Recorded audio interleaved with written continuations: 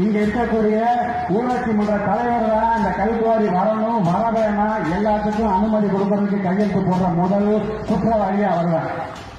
ஒரு ஊரோட வளர்ச்சிக்கு கையெழுத்து போடுறாங்க, ஊரோட அழிவுக்கு தொடர்ந்து பாதிக்கப்பட்டது தெரிஞ்சு தொடர்ந்து கையெழுத்து போடுறேன்னா அவங்களை கொல்ல வந்தவர் இந்த ஊராட்சி மன்ற தலைவர் தான். அந்த ஊராட்சி மன்ற தலைவர் சரியா ஆய்வு பண்ணணும். படித்த இளைஞர்களுக்கு அடுத்த முறை ஓட்டு போடுங்க, தேர்ந்தெடுங்க, நல்லவங்க கட்டவங்க பார்த்து ஓட்டு போடுங்க. காசு கொடுக்கறவங்களுக்கு ஓட்டு போடாதீங்க, கொடுக்கறத வாங்கிக்கங்க, நல்லவங்கிட்ட அறிஞ்சு நடந்துக்கங்க. அவங்ககிட்ட காசுக்கு இது பண்ணிடுறீங்க. அவங்க என்ன எந்த கல்குவாரி கை நீக்கணும் கைது போட்டுறாங்க. அதே மாதிரி கிராம நிர்வாக அலுவலர்